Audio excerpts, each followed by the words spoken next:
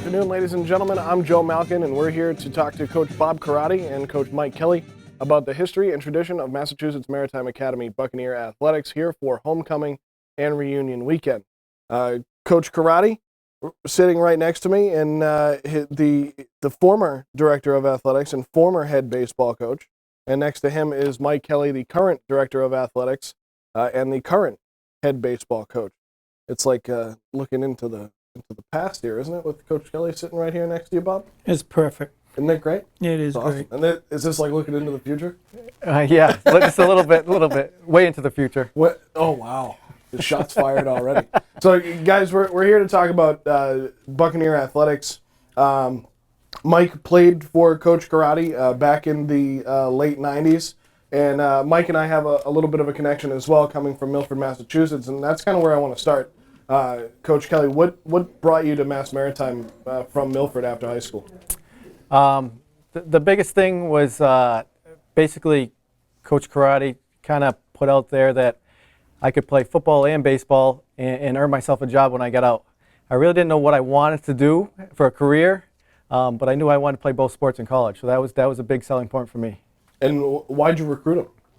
Because he was good. There you go. That's it. I mean, that's the answer I expected. He was good, and his dad was one of my buds, and still one of my best friends. So it was a nice match. Yeah, good MassCAC history there, or NEFC history too, as well. With yeah, I mean, we were excited to have an opportunity to recruit against Framingham State to get Michael.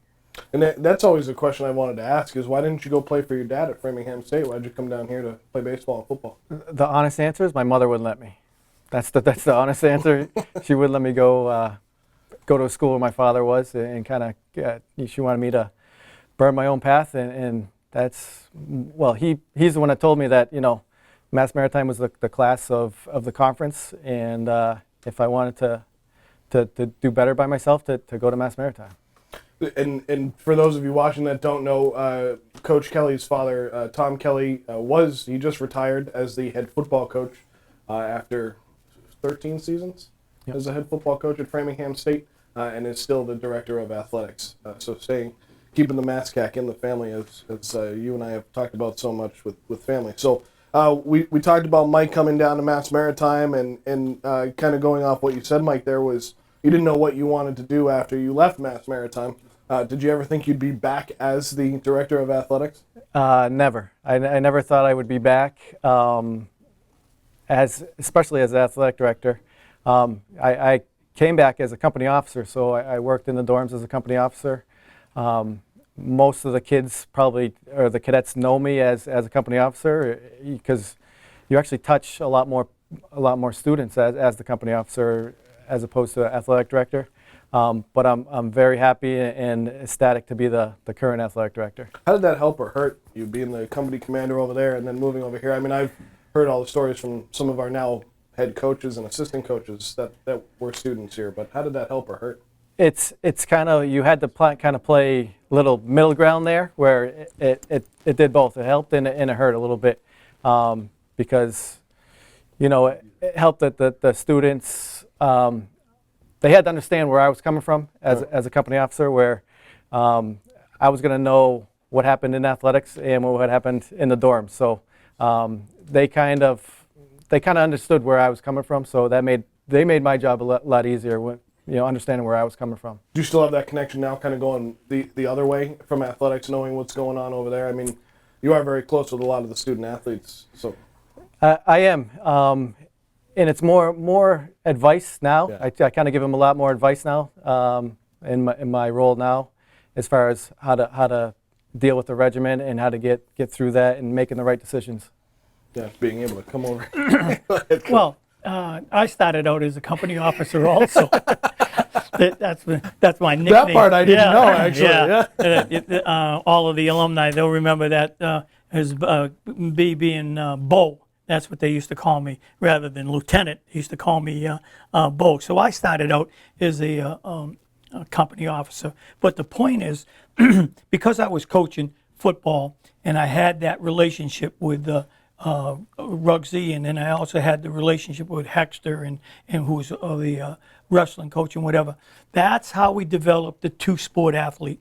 Some of the best players that has played at Mass Maritime have been our two-sport athletes. So we're able to recruit Michael, and then him having those exceptional seasons. And going forward, I couldn't be happier that he's the athletic director, and hopefully he'll continue that two-sport athlete thing. And it's more difficult for him on now, but hopefully that will continue, because that just does not happen at the college level. And I think that what everybody thinks of is like Division I.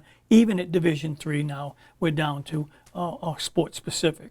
But some of our best were combination student athletes. Yeah, he's a Hall of Famer. Yeah, he's a Hall of Fame. We have a lot of Hall of Famers, and I don't want to mention them because I probably would forget somebody, but we have a lot of Hall of Famers and dual sport athletes. Yeah, we actually have one that is a three-sport athlete that's in the Hall of Fame, and he's still a head coach here. Palumbo.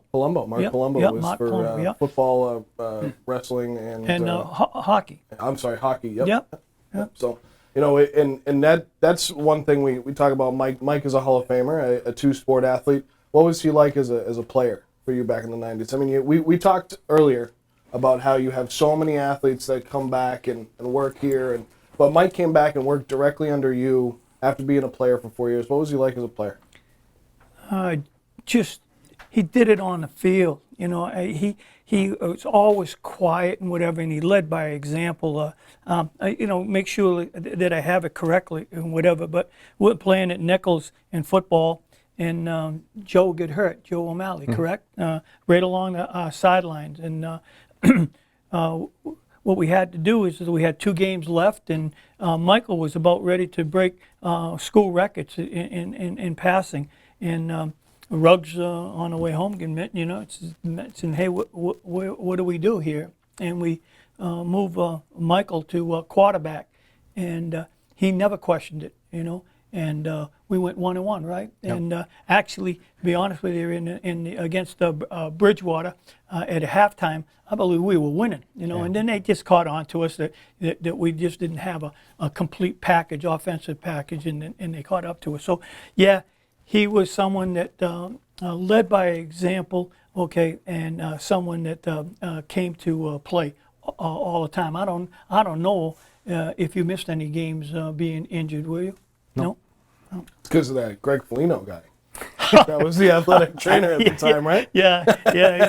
He would keep him out of that training room. I spent a lot of time in that training room, actually. So that you can stay on the field, too. Keep him out of that training room. And we know, Mike, that so many guys over the years, I mean, Coach Corradi had been here for so long, and one of my favorite things is now working here is over the last few years, so many student athletes walk through the halls of this building or on the sidelines, and Coach Corradi is down on the sidelines, and you see a lot of these guys that weren't around when he was the director of athletics, and they're going, who is this guy? Yeah. But he's always been the same, and he's coached so many guys. But what was it like playing for Coach Corradi?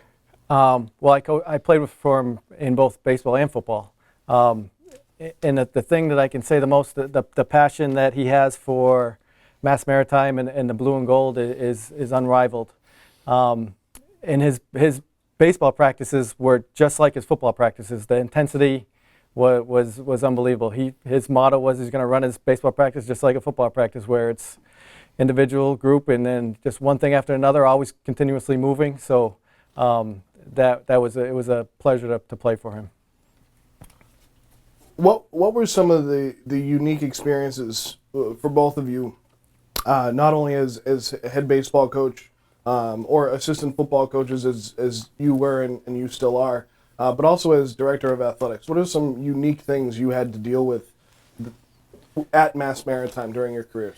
Well, there's no question that for us, when the winter cruise came, it affected our academics tremendously. Not so much the fall, but had a tremendous effect on the spring seasons, and naturally we lost all of the winter season. And it was that transition and whatever. And we were very, very fortunate to have enough young people that bought into it, and we had coaches that bought into it. understood the mission of the college, and we went forward and we recruited it that way. So that was a big issue. And the other thing I think, Kel, is that when you're a coach of a sport, you got to make sure that the other players on the other teams, they think they can see and say that, hey, you're being fair with all of us, because everybody's worried that you're going to give back to your sport, give back to baseball, give back to football and whatever. So you got to be careful about that. And I think the one that you're still working with, and you're doing a terrific job, a better job than I did with it, is with our women's teams. We struggled with our women's program, okay, with numbers and whatever, but they were fantastic. They were able to keep us going and keep us in the NCAA, and now they're really successful. I think that's due to a lot of effort Michael has put into that. My biggest challenge is we're right in the middle of it. This COVID-19 situation that we're in. Just kind of reinventing how we recruit, how we get workouts in. Everything that we're going through right now is kind of my biggest challenge, and every day it's such a fluid situation that every day is different. So I'm hoping we'll get through this thing as clean as we can. And Joe, that's another thing about Mass Maritime that you can be proud of and whatever. At least Mass Maritime's trying, rather than just coming out and saying no, or you're going to go virtual or whatever. At least they're trying to make an attempt to get everybody back on campus and see if this will work, because we need to do that in the future, all right? So I'm proud of you, Mike, and I'm proud of the school and making that effort. I really am. It has been nice and refreshing to have cadets back on campus, especially the new cadet candidates and the freshmen that are here for assimilation week and everything else. Is just something we didn't have in the spring. Like you said, we're just trying to adapt and adjust to what we have going on. And to touch on what Coach Corradi just said, Mike, the women's programs here, they haven't gotten to play on it yet because their season was called off the day before their season started. But softball has a brand new facility over there on the other side of campus, which is one of the best views of any softball field in the country. And now they get to play on turf. What's it like to be able to elevate those women's programs and push forward, especially with one like, let's start with softball for now, that gets a brand new field, and what's that been like? It's been great, and first of all, I have to say that the Admiral's given us all the support that we could ask for. A brand new playing surface for the women's softball team, a brand new playing surface for the football, lacrosse, soccer teams, and our baseball field is 3 years old. So he's given us all the support we could ask for, and we're grateful for that. And now it's my job to put teams out there that are gonna compete. So and that's all due to the coaches. The coaches are putting in the hard work, recruiting, building up those programs. So I have to give all the props to the coaches that are doing the work behind the scenes to put those teams out there. Yeah, it's just like you would say too. You'd say the same thing. You guys are cut from the same mold here. Well, I would hope so. You trained me well. I thought of everything. Tell him everything he knows. Well, and Mike, it is unfortunate. I kind of led you down an interesting path with the softball question, but let's talk about Mark Palumbo again, and the you mentioned the head coaches, but another women's program, women's lacrosse, started just 9 years ago, and last year in 2019 they had their first winning season in program history, finished 9-7. Second time they went to the MassCAC playoffs. Kind of talking about the head coach and the program, what's been the bright spots of that program for you? Having Mark as the head coach is unbelievable because he's lived it, he's went through it, he's done it. And then Michaela Correa, our assistant athletic director, she is also an assistant coach, so she's lived it and done it also. So I think that half the battle is knowing how to recruit, especially for here. Yeah.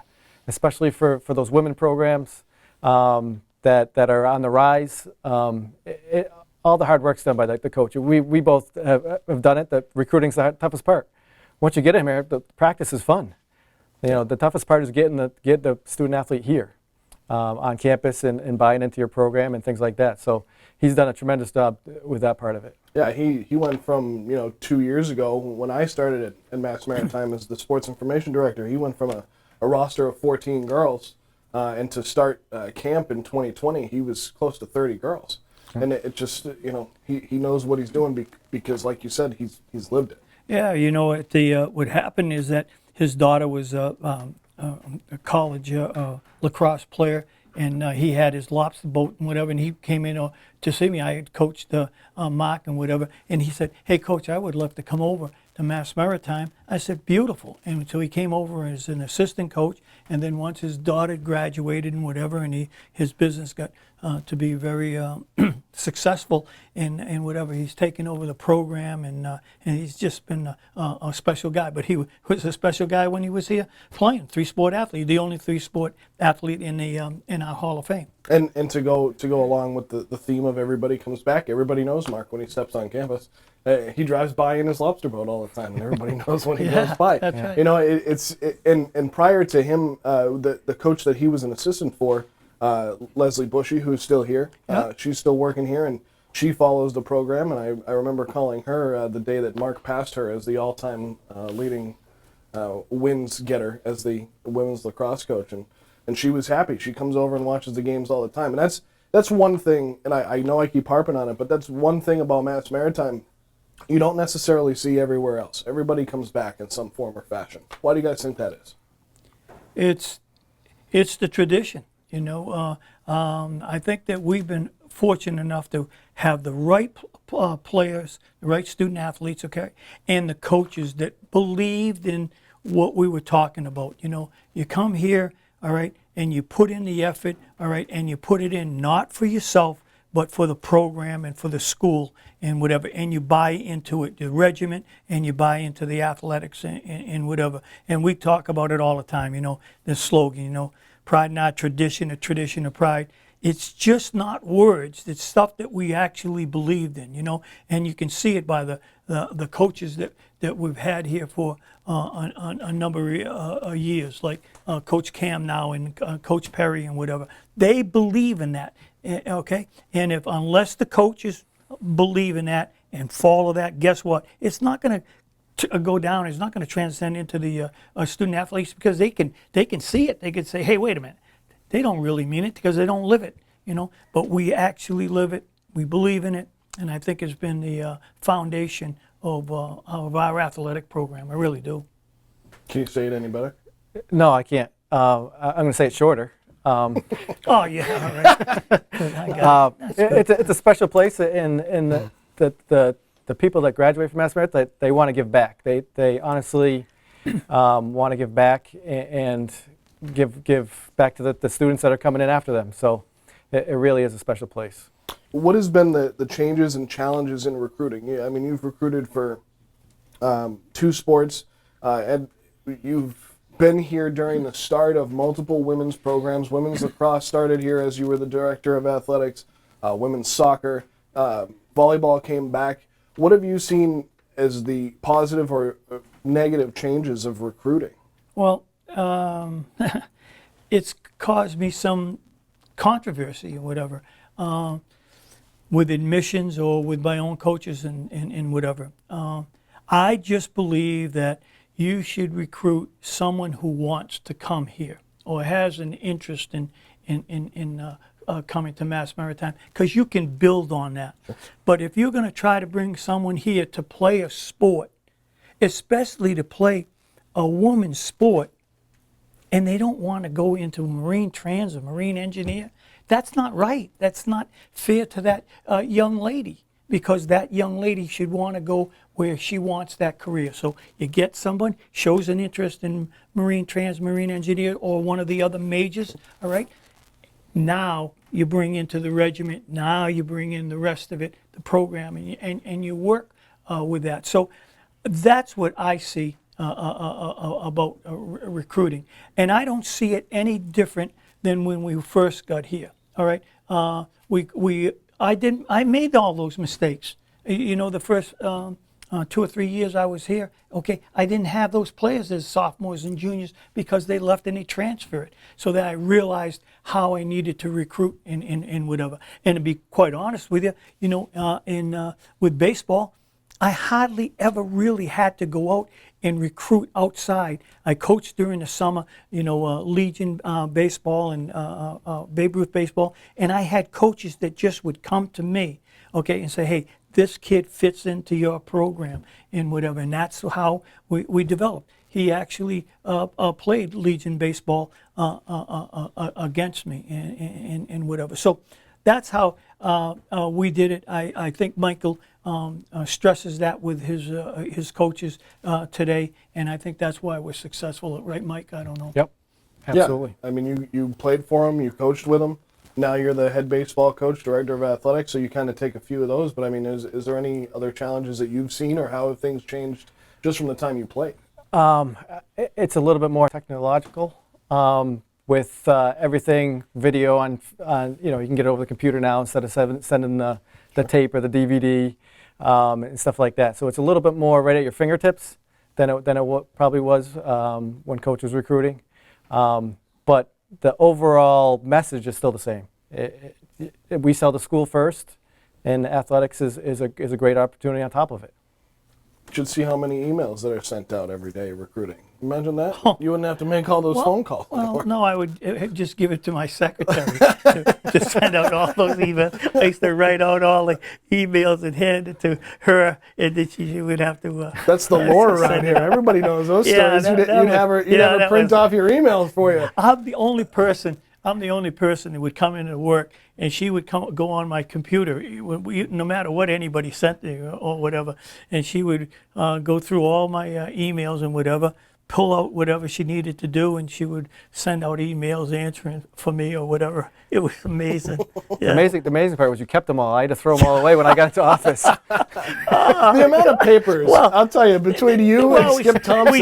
We should have kept it. We could have like a historical, like a library or whatever, in my emails. We should be able to do that. I don't know if we have a room big enough. Well, you wouldn't have the boxes. Well, what happens is that he's throwing out a lot of my stuff, which isn't really He sure. just got very serious with that. Yeah, two things. Don't throw Coach Corradi stuff away. Right. Yeah. Don't throw Coach Corradi stuff away. And there was no reason for changing all of the locks in the gym so I can't get in anymore. He tried to do that to me too.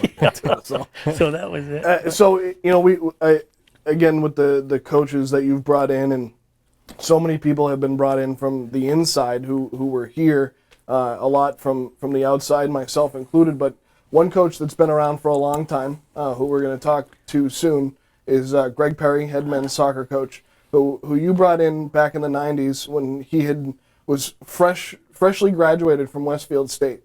And I'll ask him the same question. But why did you bring in Coach Perry? And I mean, I don't mean to phrase it like that, but what brought Coach Perry to you? It was easy. We talked about it a little while ago. People have to trust other people, okay? And coaches have to have a trust in the AD, and the athletic director has to have to reverse that. Well, I had soccer coaches that just didn't trust in me and had ideas of how they wanted to run the program because I wasn't fair to them. So we just go in separate ways. So got a lead from a former coach on Greg, and I asked him one simple thing. I said, "Can you stay here 4 years? That's all I'm asking you to do. And if it doesn't work, okay, I can understand. But can you stay here for 4 years? All right." And stay here for 4 years. I think he's been here now for 28.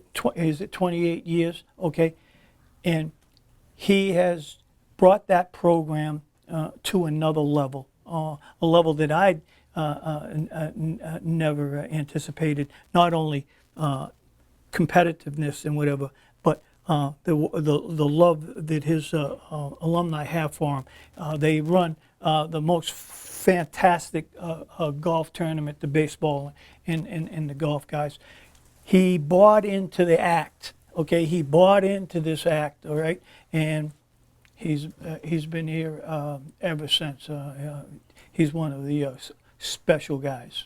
Yeah, and We may even put him into the Hall of Fame. You know what I mean? Someday. You know what I mean? I don't know. I don't know if he'll get enough votes, but we'll have to see what happens. he's on that committee. He's so. on, yeah. Oh, he's on the committee.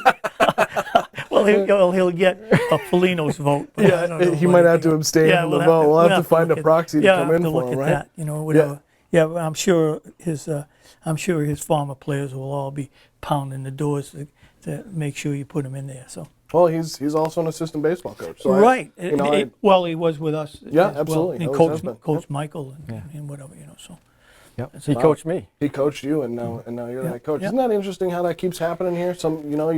You got a boss, and then that person becomes your subordinate. You see, I think I told you that when you came aboard here. This place grows on you. Yeah. You come here, and for whatever reason, okay, you want to stay here. You want to bring up your family here. All right. I think it's because the administration has always been proactive for athletics and whatever, and then you see the young people that come here, you know, the respect that they have and whatever. Yeah, the young people don't know me now, that I'm on campus or whatever, but once they hear, or whatever, there's that respect that they give me, especially when I'm in the gym and whatever. Sure. Love being on the sidelines. You know, I go on the sidelines and as many times as I can, and they give you that respect because they're respectful, anyways. You know. On the sidelines, do you think you'll coach a soccer game again here? No, I don't think so. That was a mistake. That was a mistake. I made a lot of mistakes since I've been here, whatever, but that was bad. To go along with the respect part, I think we have 3 baseball players right now that are on the team that their fathers played for you at some point, and we're probably going to get a 4th next year. So Who's that? Billy Gorey's kid. Oh, really? Mm-hmm. Oh, wow. Billy was a football and baseball player. Wow. But that goes back a little bit to what you've been saying about this place in general. I mean, it grows on you as an athlete, but it grows on you as a parent and everything else. And for these guys to send their kids back to play now for Mike it speaks to what this place is. And I know that Greg has some of those stories as well, Coach Perry. You know? I'll tell you what, there's nothing better in coaching than to have, a grad come back and thank you for being a part of their life. And then,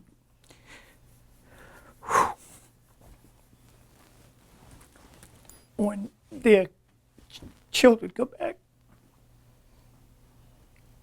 Special. special. It really is.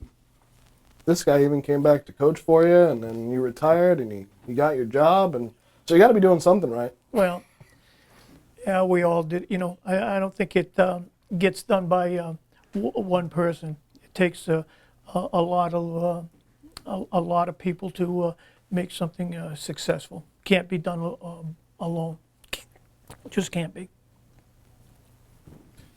Think you'll out-year him in his career? You think you'll be able to be here for? There's no chance. Well, I mean, I always mix up the years, but again, for those of you that do or don't know Coach Corradi, I mean, you came in 1973. Came over from Falmouth, brought Don Coach Ruggieri with you, and you guys were here for a long time, and you were here until 2016. Yeah, I mean, it was the perfect time for me to make a break. Everybody has to step aside. I still had the juice and whatever, but Admiral Gurnan was retiring the same year. He's been my dory mate for a number of years. I've been fortunate to work for so many outstanding presidents that, again, bought into our act and whatever. So it was the right time for me to move on and for Michael to take over the program. When I step on this campus, I'm proud, I'm laughing, I get a kick out of it. I mean, it's just, you just feel good. It's like your own kids, your own grandchildren, and whatever, and and you're able to say some crazy stuff, you know. You Crazy said it stuff. before anyways. You said the crazy stuff Yeah, before I anyways. said crazy stuff before, but you know, it's even nicer to come back and being able to just be yourself and have a conversation with so many former student athletes, you know. So Absolutely. But that's what it's all about, is being yourself, right? And, you know, you both do it so very well. So, yeah, I mean, you know, I have always said personally in the 2 years that I've known both of you is that you are him, you know, 40 years or 30 years younger. Sorry, 40. Wow. Jeez, how old are you, Coach? 30 years younger. Oh, God. But you're both so very different. But one thing that you both have is consistency. But I didn't change the locks when I took over. I don't know if that was his decision or not. Yeah, well, I know who made those decisions. I don't But know, I don't. We're not gonna. But no, I'm telling But you. consistency is key. Yeah, it is, you know, and he's consistent with what we do, and it's wonderful, you know. And his dad has been helpful to make him a better AD than I could help him out with. Any final words before we sign off with you guys? I really appreciate you coming down and sitting with us. Well, I hope everyone has a Buccaneer homecoming and a Buccaneer Hall of Fame. When are we going to have that next? We're targeting next homecoming Next to have the ceremony. Yep. Good, good. So we'll do So two we wish of them. everyone we wish everyone a Buccaneer homecoming, and you have yourself a Buccaneer day. I always do. Coach Kelley, any final words? You know, I know we're in unprecedented times here, and I don't necessarily want to harp on it, but eventually we will have athletics back here on Taylor's Point. And what do you have for our alumni or former? No, we hope everybody's safe, stay safe, and have a Buccaneer weekend. Entirely. Well, thank you very much. I'm Joe Malkin, again sitting down with Coach Bob Corradi and Coach Mike Kelley, and for homecoming weekend, and appreciate you all tuning in, and we'll talk to you soon.